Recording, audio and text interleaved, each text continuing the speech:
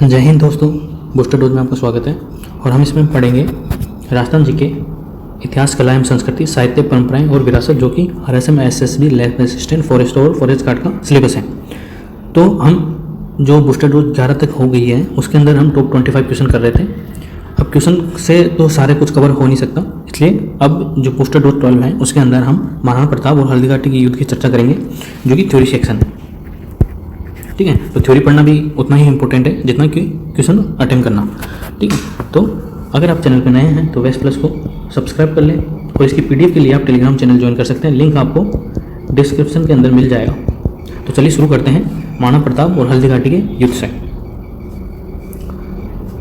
तो महाराणा प्रताप का शासन कब से कब तक होता है? तो महाराणा प्रताप का शासन 1572 से 1597 तक चलता है। उनकी जो मृत्यु होती है वो 19 जनवरी को उदयपुर में होती है, बारडोली नामक स्थान पर, जो कि चावंड में है। इनका जन्म 9 मई 1540 को होता है और ज्येष्ठ शुक्ल तृतीया को होता है। कब होता है? ज्येष्ठ शुक्ल तृतीया को। ये जन्म तिथि आपसे पूछी जा सकती है। ठीक है, महाराणा प्रताप की जयंती इसी दिन मनाई जाती है। इनका जन्म कौन से दुर्ग में होता है? तो ये भी पूछ सकता है। तो इनका जन्म कुंभलगढ़ दुर्ग में होता है। कुंभलगढ़ दुर्ग के अंदर एक कटारगढ़ दुर्ग है, उसके अंदर होता है, जो कि एक लघु दुर्ग है। कटारगढ़ में भी एक महल है, उसका नाम है बादल महल, और बादल महल के अंदर एक कचरी है जिसका नाम है जूनी कचरी। तो जूनी कचरी के अंदर मूलतः इनका जन्म हुआ, और बाकी जो मुख्य है कुंभलगढ़ दुर्ग उनके उसमें इनका जन्म हुआ। बचपन का नाम इनका कूका या कीका था। ठीक है, क्या था? कूका या कीका, जो छोटे बच्चों को प्यार से बुलाते हैं। 32 वर्ष की आयु में ये शासक बने और 25 वर्षों तक इन्होंने शासन किया। मतलब 1572 में 32 वर्ष के थे जब ये शासक बने, और 1597 तक इन्होंने शासन किया, जो कुल 25 वर्षों का इनका शासन रहा। इनका जो जीवन है वो 57 वर्ष का था, मतलब ये 57 साल तक जीवित रहे। इनके पिता का नाम उदय सिंह था। पिता का नाम क्या था? उदय सिंह था, जिनकी 2 रानियाँ थी। एक तो थी जयवंता बाई और दूसरी थी धीर बाई भटियाणी। जयवंता बाई के 2 पुत्र थे, एक तो महाराणा प्रताप, दूसरे थे शक्ति सिंह, और जो धीर बाई भटियाणी थे उनका नाम था जगमहल। उनके पुत्र का नाम था जगमहल। अब महाराणा प्रताप का प्रथम राज्याभिषेक कब होता है? तो प्रथम राज्याभिषेक 1 मार्च 1572 को गोगुंदा के अंदर होता है। प्रथम राज्याभिषेक, अब प्रथम आ गया यहाँ पर, तो मतलब दूसरा भी हुआ ही होगा। ठीक है, तो इसलिए प्रथम राज्याभिषेक 1 मार्च 1572 को गोगुंदा में होता है। कृष्णदास चूड़ावत ने प्रताप के कमर पर तलवार बांधी थी। तो आपसे ये क्वेश्चन पूछा जा सकता है कि प्रताप के कमर पर तलवार बांधने वाले कौन थे? तो वो कृष्णदास चूड़ावत थे। प्रथम राज्याभिषेक के दिन बांधी थी। ठीक है, इससे जगमान, जो कि धीर बाई भटियाणी के पुत्र थे, जगमान या जगमहल, नाराज होकर अकबर की सेवा में आगरा चले गए। ठीक है, अकबर की सेवा में आगरा चले गए। 1583 यानी कि 1583 में दत्तानी के युद्ध में जगमाल शहीद हो गए। ठीक है, 1583 के अंदर दत्तानी के युद्ध में जगमाल शहीद हो जाते हैं, जो कि आगरा अकबर की सेवा में चले गए थे। फिर प्रताप का जो विधिवत राज्याभिषेक होता है वो 1572 के अंदर कुंभलगढ़ दुर्ग में होता है, जो मारवाड़ शासक चंद्रसेन आया था। ठीक है, मारवाड़ शासक चंद्रसेन आया था, उसी के प्रेजेंस में 1572 में कुंभलगढ़ दुर्ग के अंदर विधिवत राज्याभिषेक होता है। किसका? महाराणा प्रताप का। महाराणा प्रताप की आरंभिक राजधानी क्या थी? तो आरंभिक राजधानी कुंभलगढ़ दुर्ग थी। द्वितीय राजधानी चावंड थी, जहाँ पर इनकी मृत्यु होती है, और दूसरा राज्याभिषेक के समय चावंड में ही इनका राज्याभिषेक हुआ था। इनका विवाह रामरख पंगर की पुत्री, रामरख पंगर नहीं तो पंवार है ये, रामरख पंवार की पुत्री अजबदे के साथ इनका विवाह हुआ था। तो महाराणा प्रताप का विवाह रामरख पंवार की पुत्री अजबदे के साथ हुआ था। अब जो रामरख पंवार था उसके पुत्र का नाम क्या था? तो युवराज अमर सिंह नाम था इनके पुत्र का। अकबर ने शिष्टमंडल भेजे थे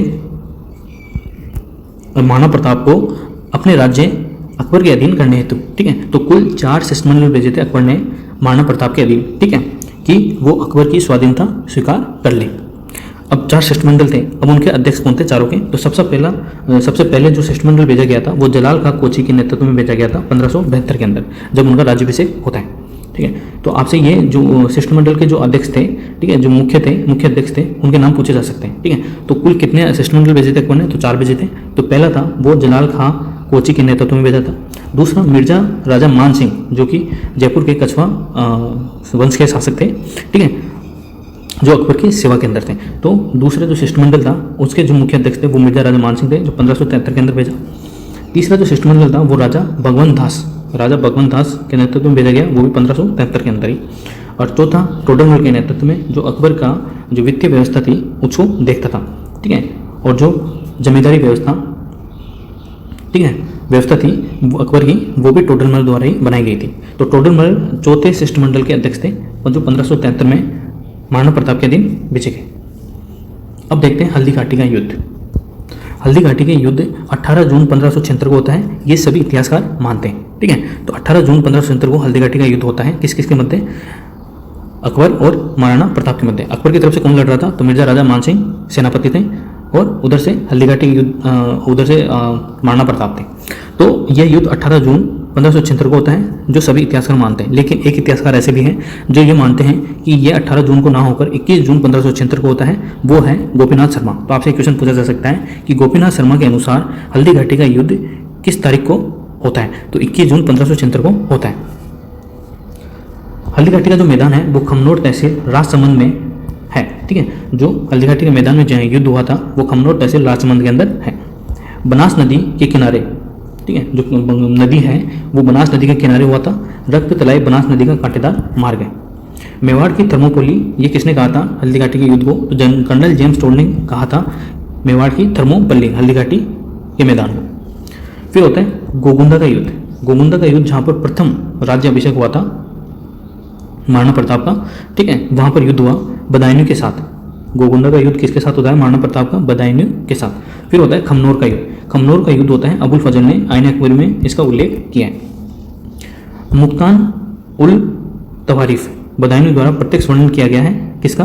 हल्दी घाटी के युद्ध का। और गोगुंदा युद्ध का वर्णन किसने किया है? तो वो भी बदायूं ने किया है।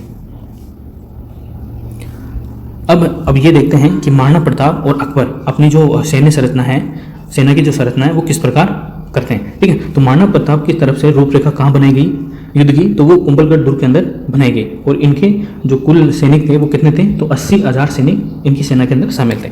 अब अकबर की तरफ रूपरेखा कहाँ बनाई गई? तो अजमेर में बनाई गई, अकबर किले के अंदर, ठीक है। कहाँ पर बनाई गई? अजमेर के अंदर। तो अकबर का जो उद्देश्य था वो जीतना नहीं था, बल्कि जीतने से पहले ही महाराणा प्रताप को बंदी बनाना था, ठीक है। महाराणा प्रताप को बंदी बनाना था, और अब बंदी बना लिया जाए अगर मुख्य राजा को ही, तो युद्ध समाप्त माना जाता था। तो महाराणा प्रताप जो रूपरेखा बनाते हैं वो कुंभलगढ़ दुर्ग में बनाते हैं। महाराणा प्रताप के जो घोड़े का नाम था वो चेतक था।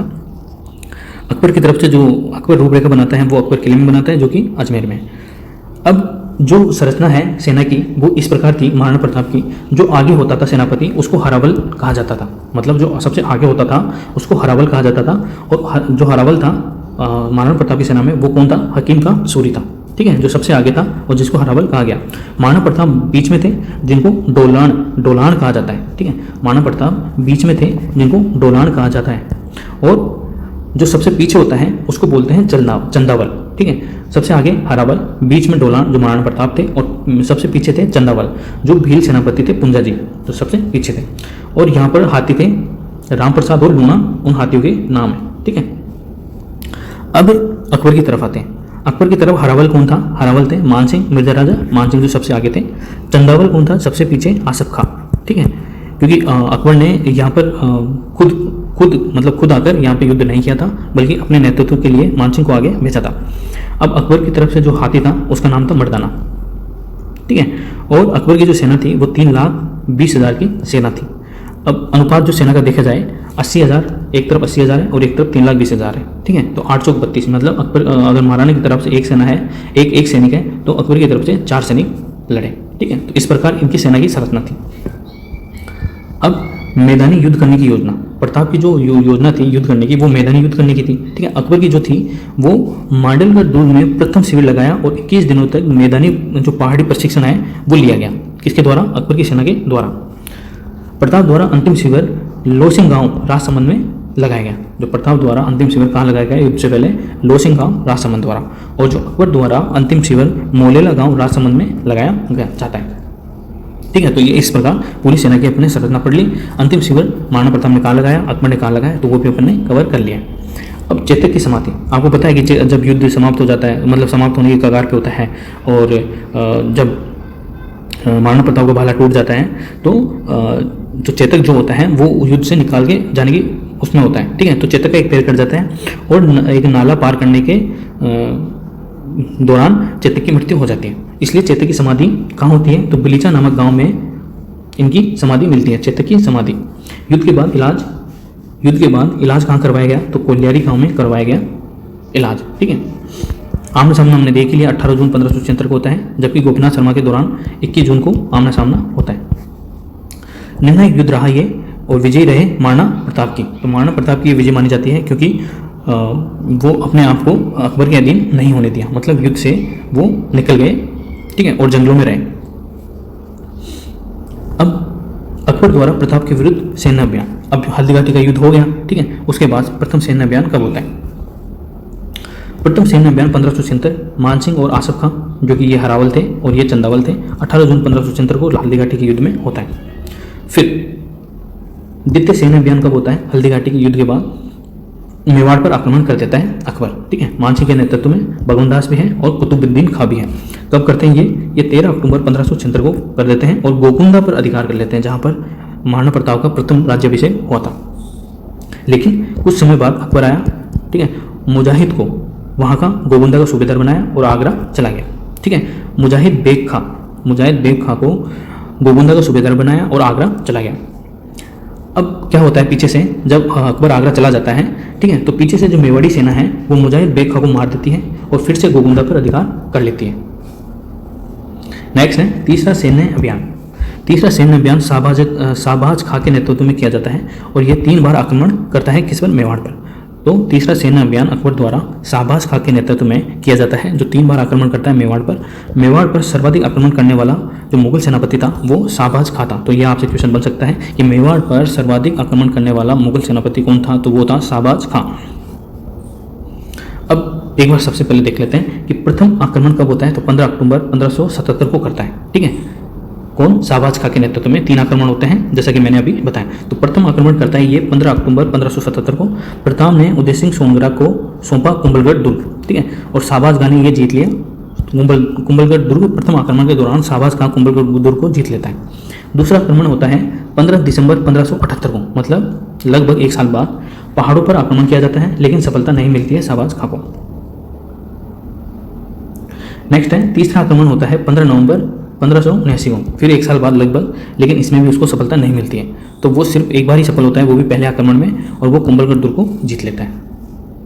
नेक्स्ट है अब्दुल रहीम खान खाना का आक्रमण होता है 1580 में, ठीक है।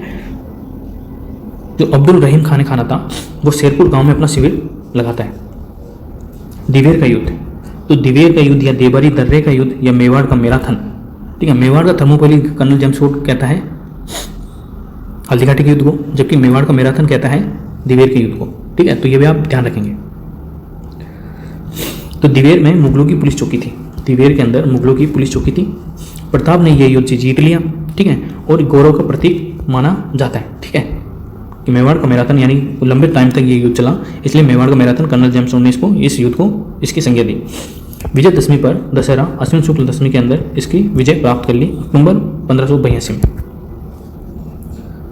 अंतिम सैन्य अभियान अकबर द्वारा किया गया 5 दिसंबर 1584 को। कब किया गया? 5 दिसंबर 1584 को।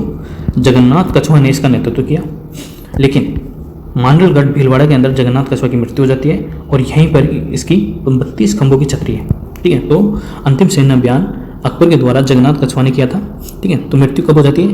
तो मृत्यु हो जाती है 5 दिसंबर 1584 को। 32 खंभों की छतरी इनकी मांडलगढ़ भीलवाड़ा के अंदर है। महाराणा प्रताप ने लूणा चावंडिया को मारकर चावंड को बचाया, जिसकी राजधानी, ठीक है, चावंड को राजधानी बना लिया। 1586 से 1615 तक 16 वर्षों तक महाराणा प्रताप ने यहाँ पर शासन किया।